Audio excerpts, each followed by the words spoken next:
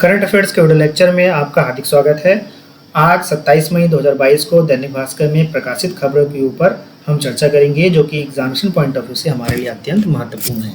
तो हमारा जो सबसे पहला करंट अफेयर से वो जुड़ा हुआ है खेल क्षेत्र से। छत्तीसगढ़ का पहला फुटबॉल मैदान जो कि जगदलपुर में है, उसे फीफा ने अंतर्राष्ट्रीय मान्यता प्रदान की है। और इस स्टेडियम का नाम क्या है? इस स्टेडियम का नाम है प्रियदर्शनी स्टेडियम। और छत्तीसगढ़ का पहला फुटबॉल मैदान है जो इंटरनेशनल नॉर्म्स के आधार पर तैयार किया गया है। इसका लोकार्पण हमारे मुख्यमंत्री भूपेश बघेल जी ने किया है। सुप्रीम कोर्ट ने एक महत्वपूर्ण फैसला दिया है और इस फैसला में कहा है कि वेश्यावृत्ति अपराध नहीं है ना? क्या कहा है? कि वेश्यावृत्ति अपराध नहीं है, लेकिन वेश्यालय चलाना गैर कानूनी है। उसके बाद उन्होंने आगे कहा कि कोर्ट ने सभी राज्यों और केंद्र शासित प्रदेशों को की जो पुलिस है उसे आदेश दिया है कि वे सेक्स वर्कर्स के काम में बेवजह दखल न दे। कोर्ट ने कहा है कि अपनी मर्जी से प्रोस्टिट्यूट बनना गलत नहीं है, सिर्फ वेश्यालय चलाना गैर कानूनी है। सेक्स वर्कर के साथ अगर यौन उत्पीड़न होता है तो उसे भी एक आम महिला की तरह सभी सुविधाएं देने की बात सुप्रीम कोर्ट ने कही है।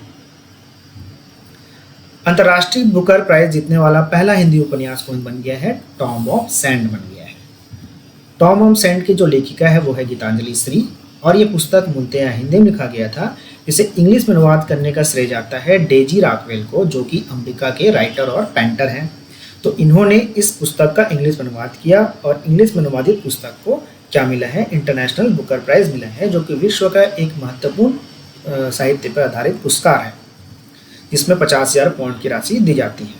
और यह इस तरह से हिंदी भाषा की पहली पुस्तक है जिसे इंटरनेशनल बुकर प्राइज मिला है। इससे पहले भी भारत की कई पुस्तकों को इंटरनेशनल बुकर प्राइज मिल चुका है, लेकिन यह पुस्तक इंग्लिश में लिखा गया था। लेकिन यह पुस्तक मूलतः हिंदी में लिखा गया है और इसका अनुवाद किया गया है। इंटरनेशनल बुकर प्राइज एक एनुअली मतलब वार्षिक रूप से प्रदान किया जाने वाला साहित्य का महत्वपूर्ण पुरस्कार है। यह ऐसी पुस्तक को पुरस्कार किया जाता है जिसका अनुवाद किसमें किया गया हो? इंग्लिश में किया गया हो, और जिसका प्रकाशन कहाँ हो? यूके और आयरलैंड में हो। तो ऐसी पुस्तक को क्या प्रदान किया जाता है? इंटरनेशनल बुकर प्राइज प्रदान किया जाता है। अगला जो करंट अफेयर्स है वो जुड़ा हुआ है क्रूड ऑयल से। रूस से सस्ता तेल खरीदना जारी रखेगा कौन? भारत।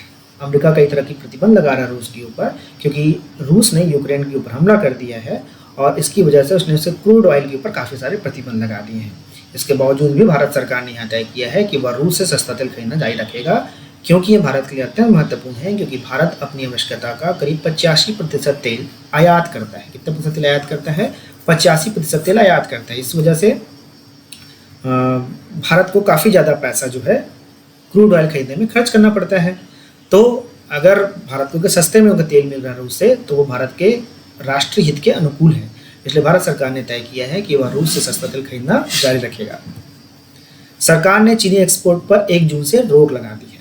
इससे पहले सरकार ने गेहूं के ऊपर एक्सपोर्ट पर रोक लगाया था, और अब सरकार ने चीनी के एक्सपोर्ट पर भी रोक लगा दिया है।